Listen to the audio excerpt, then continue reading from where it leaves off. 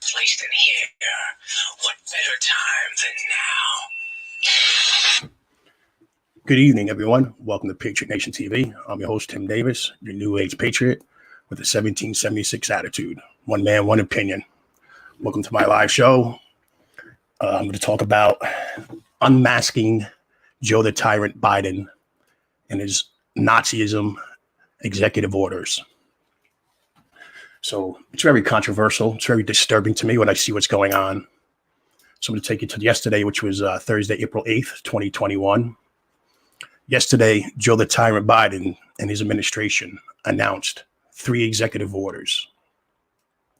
The most dangerous is the red flag law that he's proposing.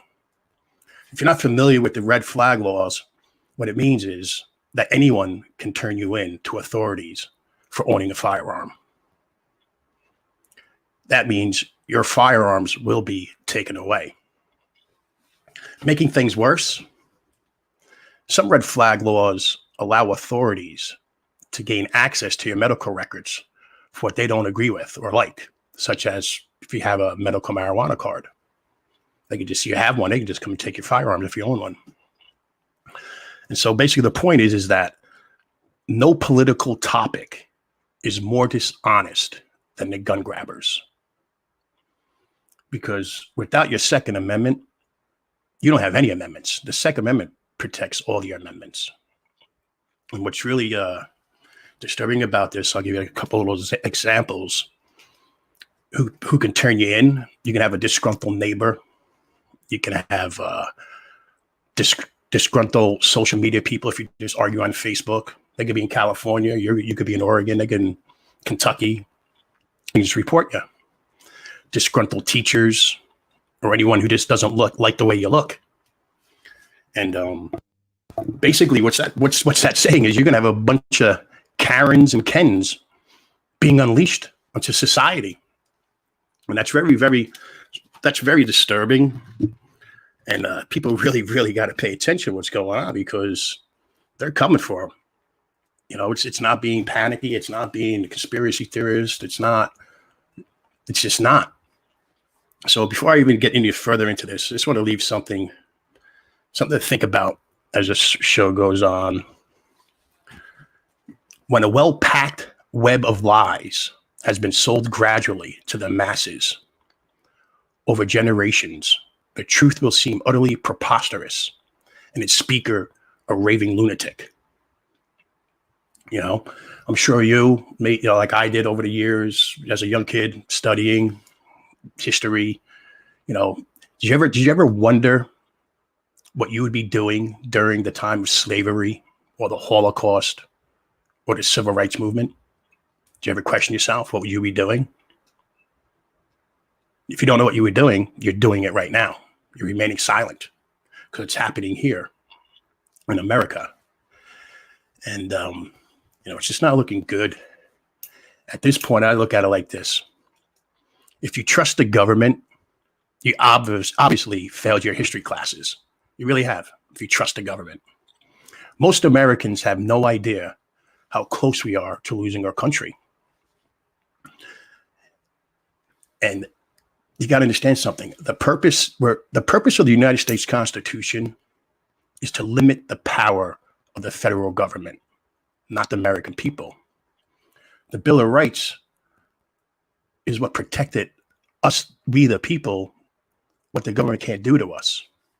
And over time, they perverted everything to where now they weaponize the Constitution and the Bill of Rights against us.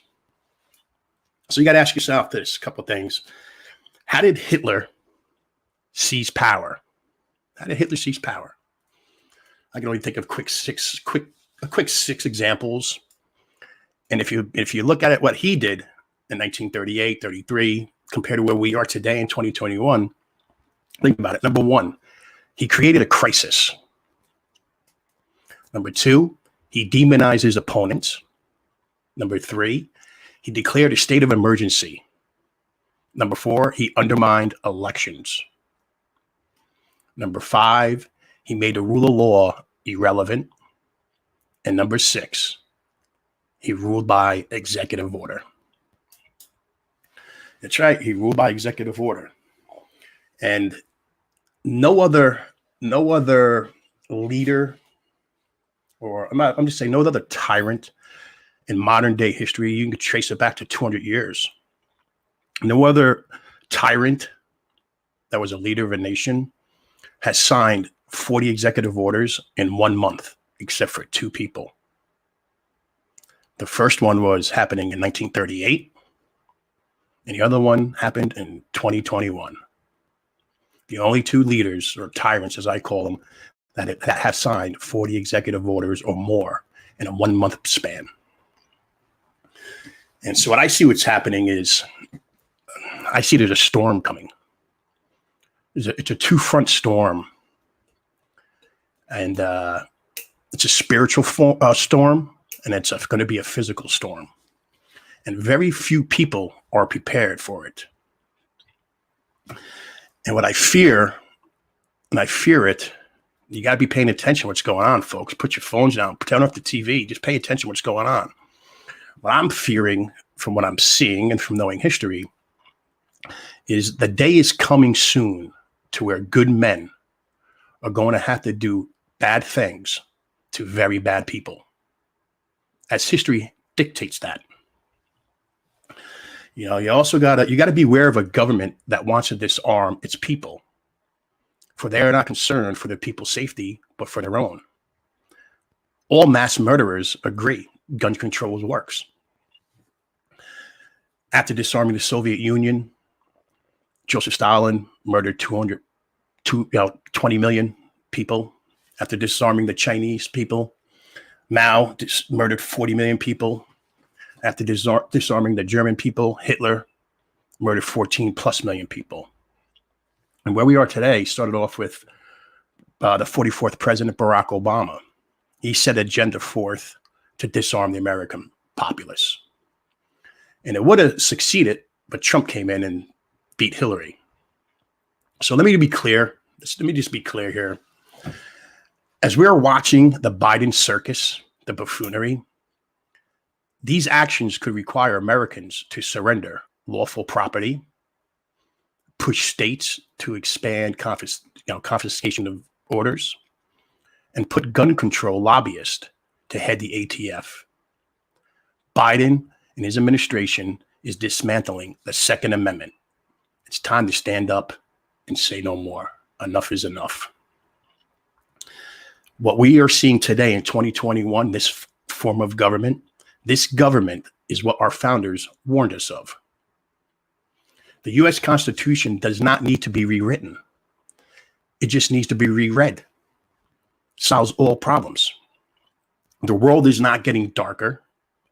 What's happening is the shutters that cover your eyes, that's been sheltering you from reality, is being lifted. If you're paying attention. If you're not paying attention, then it's just a conspiracy.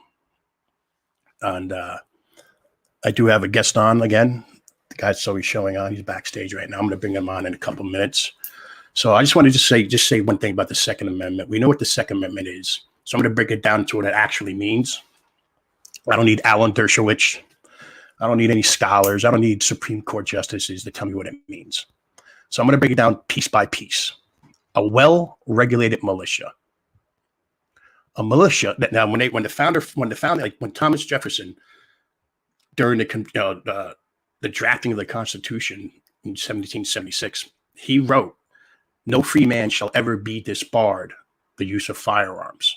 That's why they gave us the Second Amendment. And in the Second Amendment, we all know what it says: a well-regulated militia being necessary to the security of a free state, the right of the people to keep and bear arms shall not be infringed. That's what it is. But there was ratings with it. So, contrary to what people believe, you got to be a constitutional scholar or a judge to interpret it. That's hogwash. So I got their ratings. I got their ratings right in front of me. So when Thomas Jefferson was drafting the Second Amendment, he broke it down. A well-regulated militia. A militia, when properly formed, are in fact the people themselves, whose ability to act in both personal and common defense must be well maintained. being necessary to the security of a free state. Secure in person's liberty, the state of being free, and the governance of free people, the state securing the rights of a free people. The rights of the people, the whole of the people, an individual right, independent of the government, to keep and bear arms, to own and carry arms of whatsoever type necessary to effectively provide for personal defense against tyranny, shall not be infringed, shall not be limited, regulated, federally, excessively taxed, or encroached upon any manner. That's the Second Amendment. That's what any scholar studies. Whether they want to weaponize it and change the words to fit their narrative, this is written. This is written documents. And you also got to take in consideration when the founding fathers put this all together, they didn't come from a hunting trip or shooting contest. They put this together. They just won a revolution. You also got to remember in 1791, when the Second Amendment was written, every gun was military style. So don't believe any of this bogus hogwash, military style guns. This is what it was, da, da, da, da, da. Now, as we're seeing what's going on with all these excuses, all these tiny little infringements on our Second Amendment, you got people on the side saying just cops deserve guns, or only police and cops, yada, yada, yada. It's all buffoonery. So basically, when you hear people say that to you, I always say, when they say it to me, I'm like, if you're suggesting sending men with weapons of war to come to my house and take my alleged weapons of war, then I'm fairly certain that's what's called an act of war and the definition of tyranny, which coincidentally is the reason for the Second Amendment in the first place. That's why it was written. So I guess I'm going to say this. One of my personal favorite founding father is Patrick Henry. And we're heading down a slippery slope. And everybody heard this quote. I'm going to repeat it. But it's a profound quote by the founding father, Patrick Henry. And listen to these words. Is life so dear or peace so sweet as to be purchased at the price of change and slavery? Forbid it, Almighty God. I know not what course others may take, but as for me, give me liberty or give me death. Patrick Henry, 1775. That's strong words. So I really don't know what to say, except for, continue being law-abiding citizens. The best thing, one man, one opinion, the best thing to do at this point, if you don't have one, if you have one, the best thing to do at this point is to buy a gun. Mind your business and protect your family. Our country is no longer a safe place. It's not what it is. You want to invest into America and America's future, buy more firearms. So I guess with that being said, give everybody a little something to think about. I'm going to bring in my guest. And he's backstage. He's been listening to what I have to say. I'm sure he's going to be informative and give his opinion, what I said. And so as I bring him in, guys, let me bring him in for you. Oh, here he is. Slash Stigler. How you doing, Slash? Welcome to the show again. Yeah, great to have you. So I'm sure you were backstage. You heard what was going on. Just tell me what you think. What do you think about my opening dialogue? Does it make sense? Am I off base? Or tell me. Mike, the floor is yours. Well, first and foremost, let me start out by saying everybody out there had 15 minutes to just hear this man go over the Constitution, Bill of Rights amendments. He's quoted great historians in our nation throughout history. He talked about Nazi Germany and compared it to the tyranny that's starting to go on here in this country. which it really is. It's being replicated right before our very eyes. And people need to not necessarily stop watching TV. If you're going to watch it, you need to get informed on TV and forget about all the other reality shit that you see and start watching informative news programs. Start reading informative newspapers. Go into the archives if you're going to be on the internet surfing, and surf the internet and look into your history, the history of our country, first in the Constitution and the amendments of the Bill of Rights, and start to get schooled on it. The infringement of our rights is coming. They're doing it now. They're really trying to take everyone's guns, because if they do that, they know that no one can fight them. But there will be a revolution if they continue to march down the road that they're marching on, and it's apparent that they don't want to stop. So there are many people pushing back. It's not just Tim and I. If you get on the internet, which a lot of people are Facebooking and doing all kinds of other social media these days, there's lots of other like-minded people like us that are well-informed. They may try to censor us, but they're never going to completely shut us up and shut us down. We will continue. And as far as buying guns, what I suggest is that everybody that can buy a gun to protect themselves and their family, I suggest that you do. I suggest you take lessons. You do it very safely. Go to a range. Keep the gun in like a finger printed type of safe where only your fingerprint can match it if you have young children. Obviously, take the steps and precautions that you need to. And if you have the capability of doing this, it's not easy. Possibly leaving the state that you're in, if it's an extremely blue, liberal, bureaucratic state that heavily oppose gun laws, then maybe perhaps think about moving to Florida or Texas or Montana, someplace where you can even open carry and people know that you're armed. Someplace that you can protect your home, but not only protect your own home. If you have a neighbor who lives right nearby, you can actually legally protect your neighbor's house. If you shoot someone in New Jersey that breaks into your own house, you are guilty until proven innocent. That's just an example of New Jersey. There's lots of other places that are harsh like this, and then there's other places that are completely opposite. So you need to do your homework, people, and start participating in our show and other shows like this.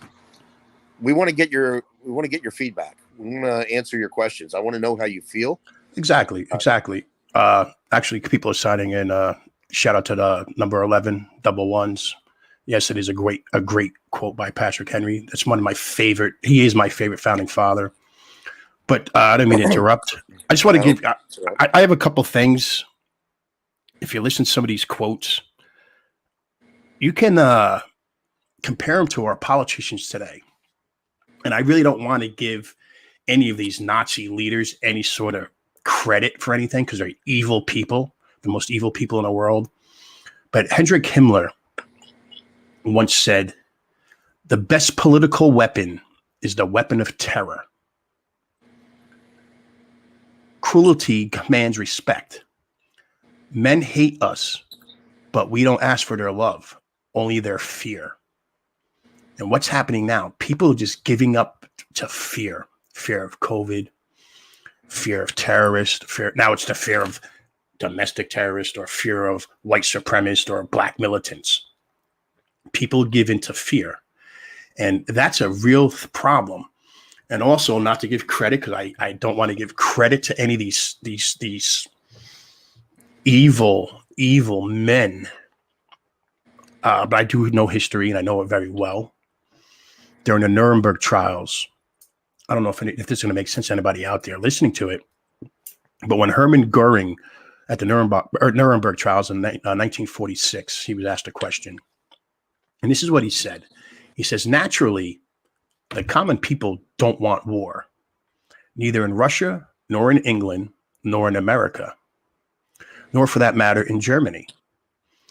That is understood. The people can always be bought to the biting of their leaders. That is easy. All you have to do is tell them they are being attacked and denounce the pacifist for lack of patriotism and exposing the country to danger. It works the same way in any country. This is what Hermann Goering, the third man in line of the Third Reich, said at the Nuremberg trials in 1946. And look what they're doing today. They're doing fear. They're dividing us, making us all hate each other through terror, through words, weaponizing words. You know, to me, it's astonishing, like how it's just playing right in front of me. That's why I give the example of what were you doing? Every person alive in America at one point or another says, what would we be doing during the Holocaust, during slavery, during the Civil Rights Movement? We can all say, yeah, I'll fight it. I'll run it. No, they wouldn't, because you can say what you would do 100 years ago, 50 years ago, or so on. But as we see today, these same events repeating and unfolding at a live time. It's like a movie. I'm watching my fellow Americans sit back and do nothing but comply. So what do you think about it? I mean, am I off on that, Diggler, or is that making sense? I mean, tell me what I'm doing wrong or what I'm doing right. Oh, you're doing everything wrong. This guy needs to get the hell off the show. People, just listen. Nobody needs to watch this guy again. He's a fool. This guy, he knows nothing. Can you obviously see he's uninformed and he knows nothing about history? Seriously? Come on. Of course you're right. And people, get your thinking caps on. Let's repeat it. Make America think again. Do we have to make it a catchphrase? I think we should. It's been on a few shows already. Start thinking, because, stop drinking, start thinking. They're going to take not only your guns, they're going to take your fucking freedom. They're taking everything from you. They're not going to be happy until they have the ultimate state of control. And fear mongering works. The Germans perfected it. And they had a gun grab in Germany as well. And it's history. Yes. They had two of them repeating itself right before our eyes. And there's a lot of pushback. We have a lot of smart people in the government right now. Fortunately, they need to step up. The rhinos, these Republicans, the name only. They need to get their asses in gear or get the hell out of the government or join the other side. But the strong Republicans that are there, that are pushing back, we need to join them and, heavily oppose this, because you said it off camera. We are headed for some sort of civil war or revolutionary war within the next 10 years. It could happen a lot sooner. So we need to do something about it before it gets way out of hand. Go ahead, Tim. No, I definitely agree with that, Diggler. I definitely agree with that. Well, I just look at it like this. Anybody that's out there listening, watching the show, whether you're conservative, liberal, Democrat, Republican, libertarian, atheist, Christian, Jew, Muslim, Buddhist, it doesn't matter. I say this. If you cannot see the tyranny in having a gun ban enforced by men with guns, then you fail to understand why the Second Amendment was written in the first place. You don't belong living in this country if you don't understand that. No, that's exactly what I'm saying. I don't care who you are, Republican, Democrat, doesn't matter. If you can't get that, Tim, you don't belong here. No. And another thing I want to say is all gun control must be enforced by gun violence. It's not, I'm one man, one opinion. That's not my opinion. That's historical facts. All gun control must be enforced by gun violence. And it's getting scary, guys. It's getting really, really scary. And I just like you said, I want to make America think again. I know I'm not alone. So if I have to be along with you, Diggler, I mean, if I got to be the voice because everybody's too afraid to speak up or they're scared to say anything, if I got to put the bullseye on my back, so be it. I'm not worried about it. I don't fear the government because, people, I get questioned a lot. People always say, you're kind of ballsy, Tim. How do you say these things? Aren't you afraid of this or afraid of that? I say, no, I'm not afraid because I only speak the truth. I only quote the founding fathers. Once in a while, I quote scripture. And they say, well, what makes you so confident or so strong and not fear anything? And I actually look them in their eyes and I say, I'm just flesh. I'm just a man, one man. It doesn't matter what they do to me, whether they want to arrest me, whether they want to put me in prison, beat me, whip me, persecute me. The one thing that I can say with a straight face, I don't want it to happen. I definitely don't want it to happen. Believe me, I don't. But my end result is this. They could do all those horrible things to me. And I know this. So I guess that's why I'm coming on here, because I got to make my voice. And maybe I can speak for the people that are out there that don't want to speak up because they're a little afraid yet. The one thing that secures me and my beliefs is this. You could do anything you want to me in this body, but you can never touch my soul. Absolutely. My soul belongs to my creator, my Lord and Savior, Jesus Christ. So with that being said, I'm not going to proselytize, but that's just me, one man opinion. So nobody can ever touch my soul. So if I got to be the lamb, so be it. If I get doxxed, lose my career, so be it. But America is just, I got one life, 50 years old. I got one life to fight, and I'm just going to do what I got to do.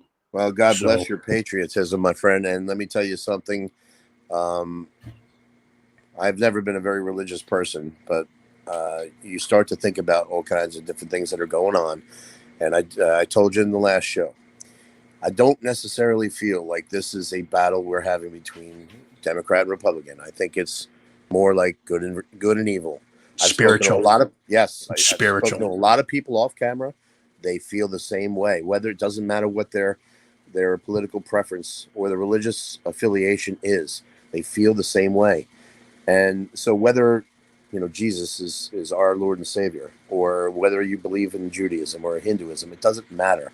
Doesn't matter. You need to see the writing on the wall here and ask if this is the end, then what will you do? Is your God asking you to lay down, or is your God asking you to fight because you feel it's right in your heart? Now, what Tim is doing takes tremendous balls. And we are going to, no matter what, we're going to get the message out there. And even if we end up dead tomorrow morning with a champagne cocktail in our arms, because that's how they silence you.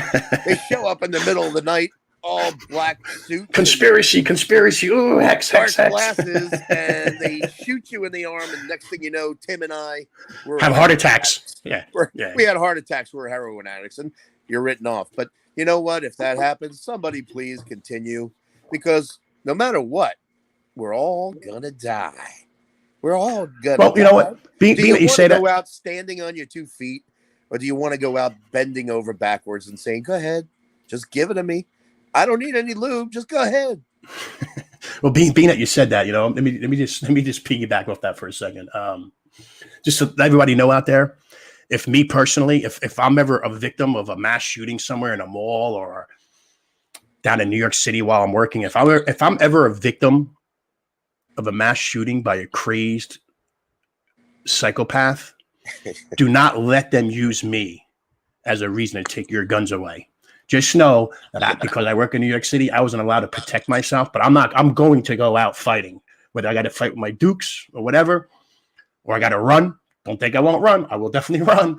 But if I was to pass away in a mass shooting, do not let them use my name to further taking your guns away. So with that being said, let me just imagine, if you will. I always say things like that. Imagine if you will, or what if I told you? Just imagine. Imagine if you were living in a world surrounded by people who don't grasp individual liberty and basic economics. And that those people wanted to collectively make decisions on how you should run your life.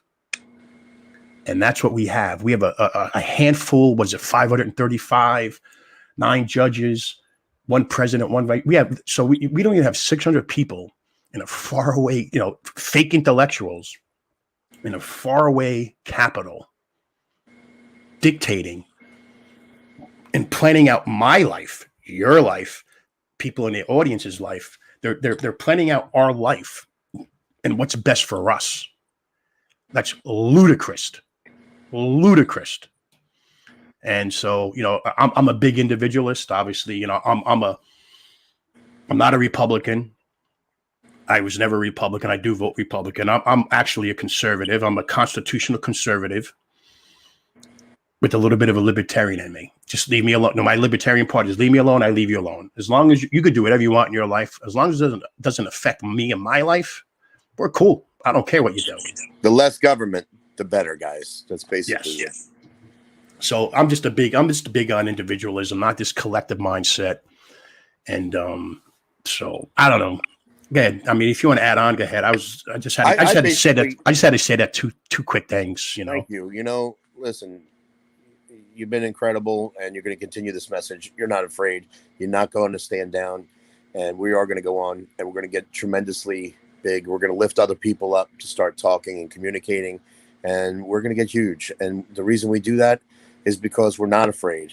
We're not afraid to get out there and lift people up, and we're not racist, and we're not just for Republicans. We're not for Democrats. We're for any religion, and we're for any political affiliation. We want you to come on. We want to unite. We don't want to divide. Speaking of division, I'm going to segue into a man named Charles Barkley. A lot of people out there might know who he is. He used to play in the NBA, used to play basketball. He's an analyst on TNT. Well, they just finished up the NCAA college basketball tournament where Baylor got their first ever championship. Kudos to them. Congrats out. And there was a live show. Absolutely. They had a live show, and somehow Charles Barkley got to speaking. They spoke about COVID. They spoke about the tournament, but he got to speaking about one thing. And he started talking about racism. And he said, he has this, excellent Southern little Alabama accent. And he said, I don't understand the politicians are out there and they're the ones who are controlling everybody. He goes, black people and white people don't hate each other. We get along. We like each other. But it's a government out there that they're creating the hatred between the blacks and the whites and the rich and the poor.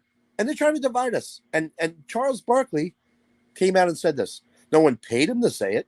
The man speaks his mind, and he did it on a very liberal network, TNT, which I'm glad that he did, because nobody would really want him to say that, because the government wants to hold us down. They want to divide us against each other, because that's the only way, as Tim was saying earlier, with the guns and with everything else, the only way they could do it is by fear, is to make people scared. Oh, you need to be scared of white people because they're coming to get you, or vice versa. No, black people and white people get along. We really do. And there's a lot of black people that are offended by this. There's one more thing that happened. On the 5 on Fox News, if you happen to watch that program, they have a running liberal named Juan Williams on the show. Dan Bongino and Greg Gutfield tore him a new ass. They basically said, Juan, speaking about the Major League Baseball organization bowing out of Atlanta, where they have 90% of black and Hispanic minorities living there, and they just basically robbed their city of $100 million on All-Star Weekend, only to move it to a stricter area, because it's all political and about voting. And they moved it to a stricter area in Denver, where you have 9% of minorities, and the voting rights are stricter. Makes no sense. But yet they're calling it racist, saying that the government in Georgia created this new law saying that you have to show your ID and maybe a utility bill to be able to get the mail-in ballot. And everybody screamed racism. Let me just interrupt for a second there. Basically what it is, it's liberal buffoonery. It's buffoonery. Okay. And so the bottom line is, I'm going to say this. I don't mean to cut you short because you made up some good points. We'll dive in that in a second. Right. It comes down to this. Don't be a sheeple, people. A sheeple. That's what you are. Either you're a sheeple, you're a collective sheep, or you're an individual lion. I want lions. I'm here to wake up the lions. I'm not here to wake up the sheep no more. You're on your own. Okay. You can laugh at me. You can mock me. You can mock Diggler. You can call us whatever you want. I really don't care anymore. No one gives a shit. So with that being said, what is a sheeple? What's a sheeple? My definition of a sheeple is a people or a person who accept what they are told without question or thought, according to their ideological perspective. Their need to be in the right based on egotistical necessity warps their mentality in such a way that even when presented with absolute facts, logic, and intelligence to the contrary, their way of thinking is the only one that counts. To try to educate these people, to try to educate them, is to put yourself and those around you in jeopardy as any tactic necessary to protect themselves from reality, whether it be lies, threats, derogatory comments, or even in worst cases, murder is used willingly and unsparingly. This type of person or people are not to be taken lightly and must be dealt with carefully and with extreme caution. They are capable of anything, even actions the worst imagination can fathom. In other words, people, watch your back. They are a psychotic bunch of a-holes. And what triggers them is being a snowflake. What is a snowflake? Overly sensitive and easily offended person, or one who believes they are entitled to special treatment, unable to cope with criticism or robust debate, no grasp of living in the real world, unable to accept views that challenge their own. And that's what we're dealing with. A bunch of buffoons, sheeples, and snowflakes. Another word for sheeple are conformists. All they do is they listen to somebody, maybe perhaps, let's say, on CNN, and they're wearing a suit, so they must be telling the truth, right? So they get on, they get on board. They get on board that sheeple train, and boy, is it a big train, unfortunately. Maybe we can break that, get some of the cars off derail some of those cars and get them on our side eventually. But one way or another, you and I or someone else out there, they're going to catch on, and they're going to start uniting rather than dividing. Charles Barkley's message. We're going to do it. We're not going to, listen, we're not going to give in to people. What did the government do to us whenever they're on a major network and we have them by the balls? They scream racism right away. Racism. And then everything is supposed to go quiet because they say racism. Or they just read you a lie and make it sound good. But they're lying. And, you know, Biden, he lives off lies. It's amazing. They can do whatever they want to do as long as you are tuned into them and you buy into their beliefs and don't think on your own. And that's what Tim is talking about. We need to just think for yourself. Formulate an opinion. You are an adult. You are a human being. We don't need to tell you how to think. But God, I agree. Think clearly. I agree. And what scares me the most, because we have probably 2 generations now. You know, probably half of the millennials and like 80% of the Generation Zs. You know, when you have a generation that's taught to hate our country, they will refuse to defend it. And that's what we're seeing. That's that cancel culture, which we're not going to dive into. But anyway, I look at it like this, guys. You know, I'm running on 40 minutes here. We can go on and on and on. I just wanted to give a quick live show tonight and bring Diggler on because him and I have a nice little show going and camaraderie together. We met well. No, thank you. It's good to be here the last couple of times. I had some technical difficulties getting on your live show yesterday. I was a little bit under the weather. I really enjoy being here. I enjoy listening to you and all the information that you have stored in that noggin of yours. And who would have thought, right? Who would have thought? Actually, I actually paid attention in high school. You know, people know me. Class clown. No. I paid attention. You didn't. He's an Albert Einstein in cheap clothing, guys. Listen, we'll get this message across. Just keep thinking. All right. So I'm gonna end the show. Diggler. And once again, I appreciate you coming on. I appreciate it. Maybe we'll do something Sunday. Maybe we'll do. I did 2 episodes, but now I'm gonna start doing more live shows. Yeah. So Sunday, I'm gonna do This Week in Joe Biden's America. We're gonna talk about the whole week. Charles Barkley, what we talked about tonight, other things that happen. There's a lot of stuff that happened this week. So Sunday we'll come on live. We'll do a live show Sunday. If you want to come on, I'll be happy to have you on, and we'll discuss the week and Joe Biden's America. Are you for it? I'll make some time, man. I listen, for this country, I'll always make time. All right, brother. So I'm going to sign out. Listen, I want to give a shout out to my father who fought for this country in the Vietnam War, and he got spit on by little pussy liberals when he came home who didn't realize they were sitting there protesting the war. I understand if you protest the war, but never, ever protest the soldiers, especially those who were drafted into it and had the balls to get up and go and fight in it, infantry, and have bullets flying at them. My And my father faced the same thing. and your father's faced the same thing. And then you know what? Now, and I understand people opposing war. I do. A lot of soldiers came home and opposed the same war. But the ones that were drafted in it, the ones that fought, you give them respect. And they didn't get it then. Thank God they're getting it now. My father, people are treating him very well, buying him this and that, lunches, breakfast, all kinds of homage paid to him. And I'm very happy. Right, brother. I also want to pay a shout out to, I want to send a shout out to my brother.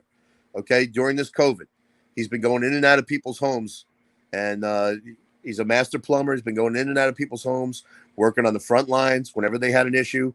He's an asthmatic, and he's been dealing with it, and he's been kicking ass. And your brother, Larry Davis, who I still need to see to get this tattoo on my left arm, and Larry's kick-ass business. Why don't you tell us what the name of Larry's business is, please? Well, we'll do it for another episode. He may come on. I might do it. I might do an episode on art. I'm not going to have the show direct that strictly to politics and what's going on. So I have something in the work. I have a few artists. I have a few artists, painters, some female painters, tattoo artists, and stuff like that. So I'm going to do a show.